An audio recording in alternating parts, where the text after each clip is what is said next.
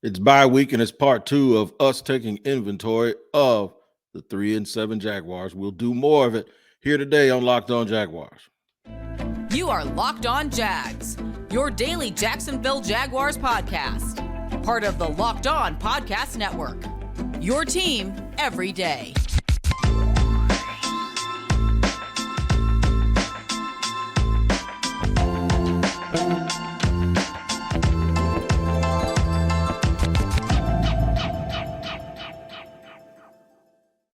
What's up, good people? I'm Tony Wiggins, your host of Locked On Jaguars, your daily Jacksonville Jaguars podcast, where it's your team every day, and we thank you for making us your first listen. We are all free on all platforms, wherever you get your podcast, on YouTube as well. Make sure you like and subscribe wherever you decide to listen or watch this podcast. Today's episode of Locked On Jaguars is presented by PrizePicks.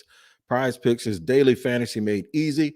Pick 2 to 5 players, and if they score more or less than their PrizePicks projection, you can win up to 10 times your money on your entry. First-time users can receive a 100% instant deposit match up to $100 with promo code Locked On. That's PrizePicks.com, promo code Locked On. What's happening, man? We taking inventory. We did a little bit of it yesterday, and we're going to do some more of it today. Of course, yesterday we looked at the edge rushers along with the interior of the defensive line. And speaking of which, just to follow up, Doug Peterson spoke, and pretty much someone asked him about Josh Allen, and he said that, they like Josh. Josh is talented, and there's some things they watch on film, and the plan of action or something like they call it, or wherever the rush plan is, or I didn't know you had a specific rush plan unless it was like doing twists or stunts. I just kind of think when it comes to going after the quarterback, the dude that's supposed to go after the quarterback is supposed to know how to go after the quarterback. But evidently, I don't know very much. And it all comes down to technique, and it all comes down to making sure that they're on the same page in terms of whatever the plan is and all of that stuff. All I know is somebody's not getting to the quarterback enough. But enough about them today. We're going to talk about the linebackers indeed. Now, the rush guys are considered linebackers, but I'm talking about the off-ball guys, the middle and the weak side, or however you want to call it. The two guys in this, basically this 5-2, what is it? The 4-2-5 or 5-2-4 that they run here in Jacksonville. Of course, they're multiple. That's our favorite word when we talk about the defense. And the alignment is you got to be multiple, right? So I'm talking about the linebackers, the guys that are chasing down plays and flowing to the ball, as well as the DBs, the safeties, and the corner, and as well as the nickel. We're going to take a look at them today. We're going to be careful, though. And the reason why we're going to be careful is because in that same press conference, Doug Peterson talked about what we thought was a blown coverage when Kadarius Toney was wide open in Kansas City, and he sort of played hopscotch into the end zone and nobody was over there. Apparently, that was one of a couple of plays where the headsets were not working on the sidelines and guys didn't get the play call in or didn't understand their assignment. So even with that, you wonder, is there just a basic base defense that you can play? I mean, it is the NFL, right? Even if the headphones are done, let me just take a wild stab at it here, okay? And I'm not being, well, actually, I am kind of being a smart ass, but I'm gonna take a wild stab at this, right? It's the NFL, right? These dudes have been playing football their whole life.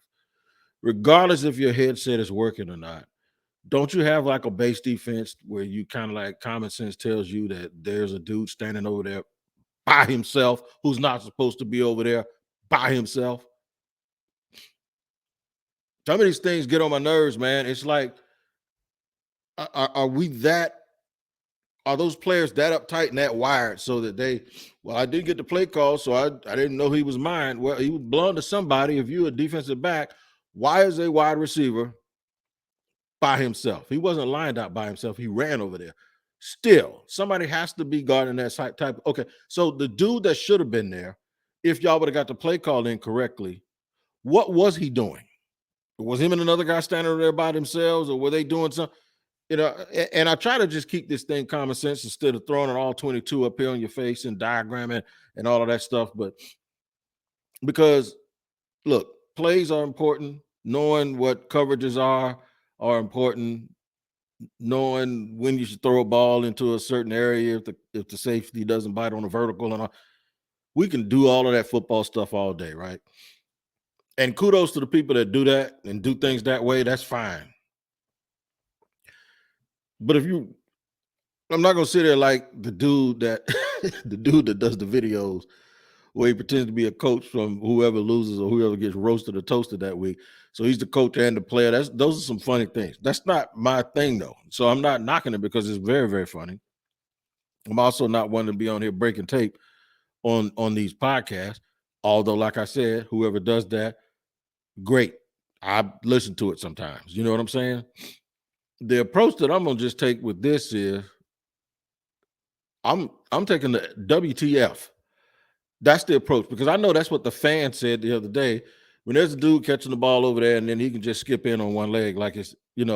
So I'll buy the headset deal to a certain extent.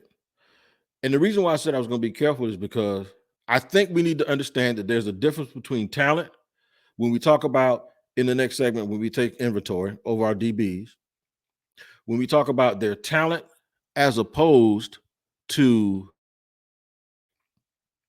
whether they're doing what the coaches have asked them to do. We're not watching film. We're not in there. I just mentioned breaking tape and watching film and the funny part of it, but they actually do this stuff.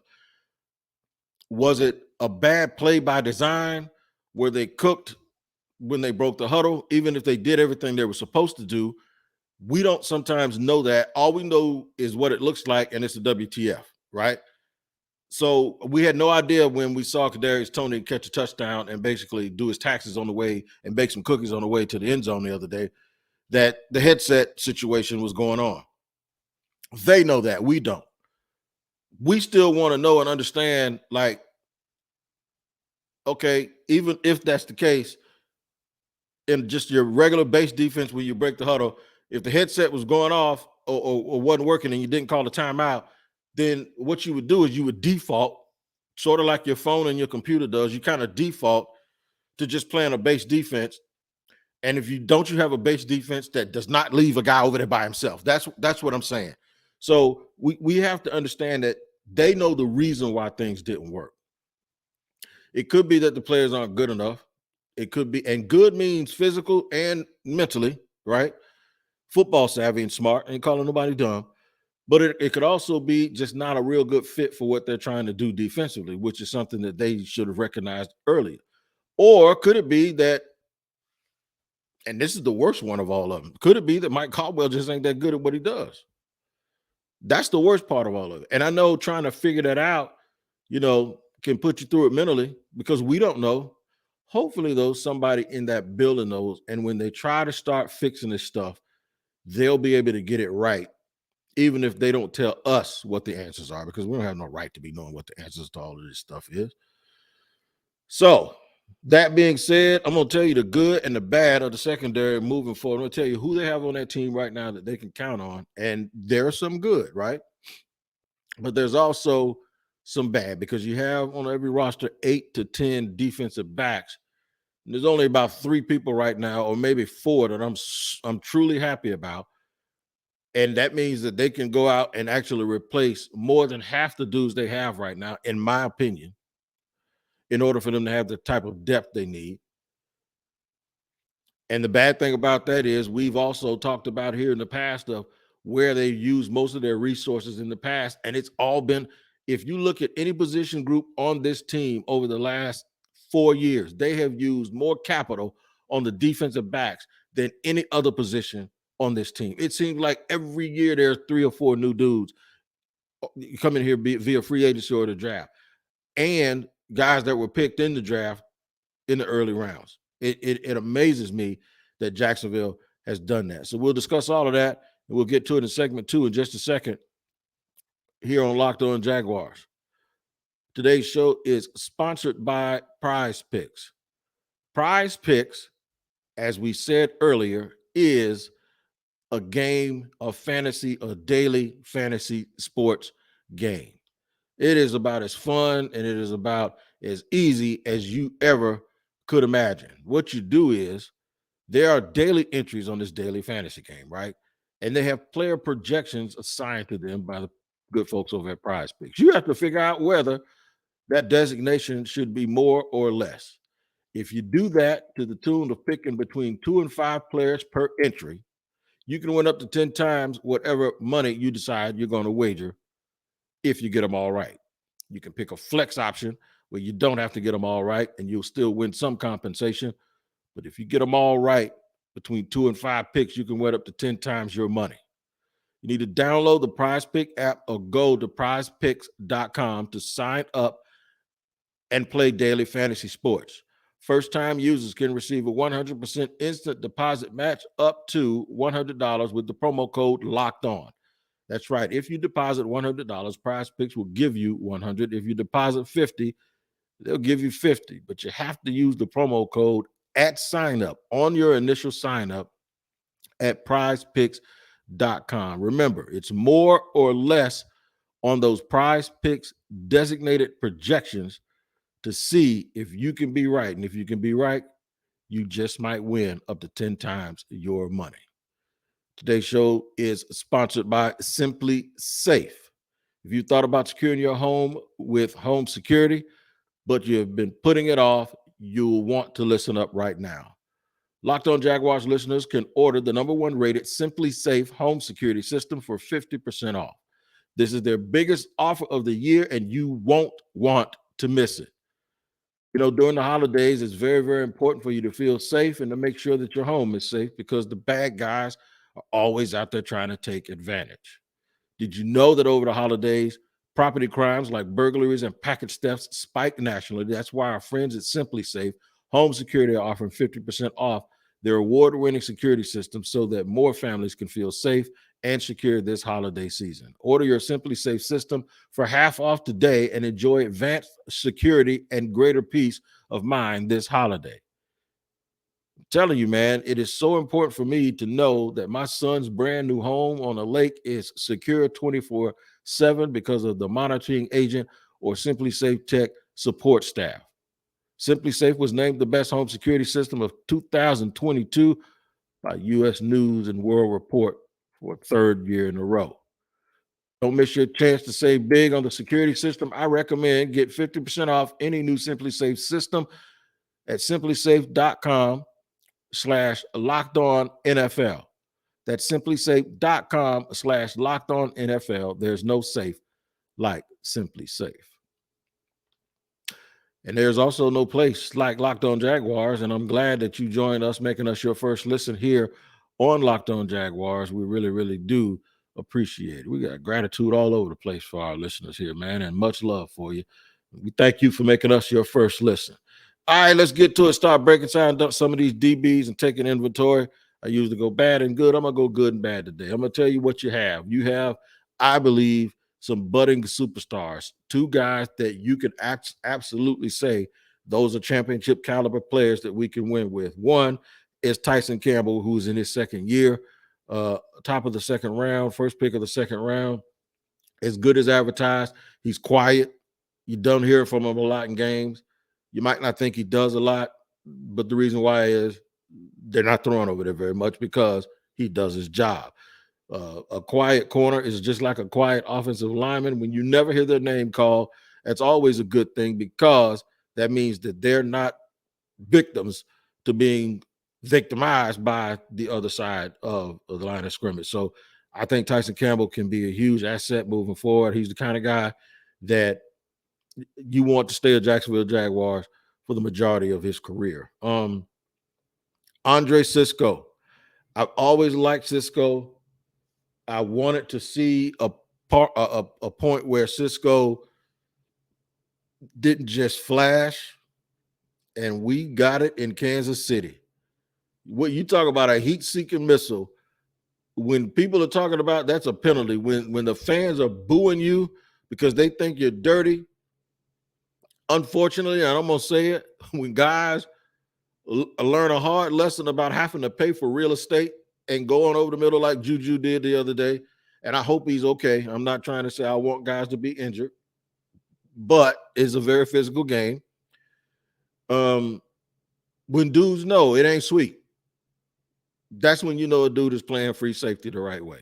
When commentators constantly say Andre Cisco wasn't fooled by Patrick Mahomes' eyes, or Mahomes looked this way and Cisco didn't bite, and then he got a pick, and earlier this year he got a pick six, and he's hitting people and thumping people as they're trying to get to the first down marker, that's when you know you have a dude out there that came ready to play. And somebody winded him up today and gave him some Wheaties, because Andre Cisco let the whole world know the other day that he ain't nothing to be played with as a single high middle of the field safety. So he's very, very sudden too. There's some people that think he's not a good tackler. I don't think he's not a good tackler. I think sometimes he takes bad angles, but he comes flying in the way the real good safeties have. So I'm really, really happy with him. And you got to understand, he's also in his second year, and it's his second year removed from an ACL injury. So now you're really seeing the best of him. The thing is though, pretty soon I know people are going to start calling me saying, wait a minute, Wig, you against Trent Baalke, but that's two straight guys. It's going to be three in a minute that he picked over the last couple of years that kind of turned out to be pretty good. My problem with some GMs is never the fact that they can't pick certain people that are pretty good. My problems with some GMs are they are not great at team building. And what I mean by team building is the allocation of the assets spread out over the entire roster so that there's no holes in the roster. And then at the top of the draft, making sure you get guys that deserve to be picked that high. And then in free agency, making sure you get guys that are not just going to be in here for a 2-year rental and then leave because they haven't played well. That's the difference. Those two guys are for real in that defensive backfield. Darius Williams signed as a free agent. We just talked about signing a guy for free agency and maybe they don't pan out. I'm not sure what he is, but I know he's not a nickel. He played outside. He's built like a nickel, but he played outside in LA, and he hadn't played much in the slot, and I think he's better outside now. How much better outside? Is he truly good enough outside for you to say that you don't need anybody else? If he's not, that's a problem, because you paid him over $10 million, like $11 million a year to be that. See, this is what I mean by allocation of assets. When you miss on guys like this, you can't just all of a sudden just go and spend some more money on another guy at that same position unless you're willing to just take a dead cap money, because he ain't going to take a pay cut. You might have to give him a bonus in order to make his cap number lower, but I'm not even talking about cap money. I'm talking about actual tangible cash that you are giving these guys. So yeah, that's three. That's three DBs. Rayshon Jenkins is an enigma for me because he is extremely physical in the box, but sometimes he's a liability in coverage. So you love his physicality and you love his effort. He just shouldn't be a guy, I don't think, making that kind of money either. He just should be a depth guy on your team. But unfortunately, the Jaguars have backed themselves into a box, and it is what it is now. You're paying him a bunch of money. I don't think he's going to be around next year because of his cap number, unless he wants to take a pay cut. Shaq Griffin, I think, Shaq Griffin might be in Aruba somewhere right now. I don't even know if he's around because he's gone. I don't think he's going to stick around, and I don't think that.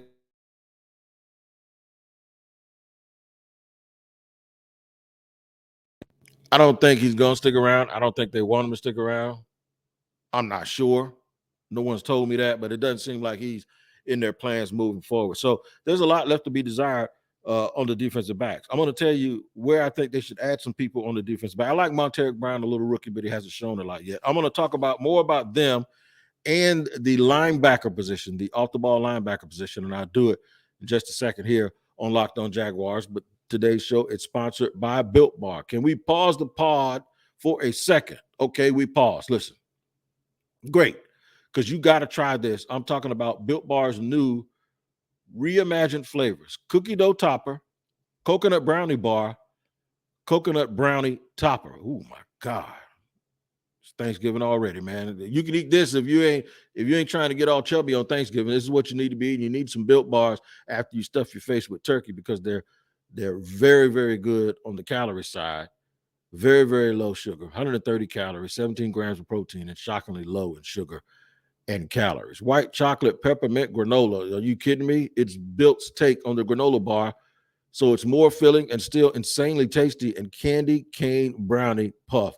Built puffs are like biting into the universe's most delicious food. It has that marshmallowy texture. Oh God, but the same Built bar flavor, and they're all covered with 100% chocolate. They're revolutionizing nutrition as we know it with 100% real chocolate, 17 grams of protein, low carb, low sugar, low calories.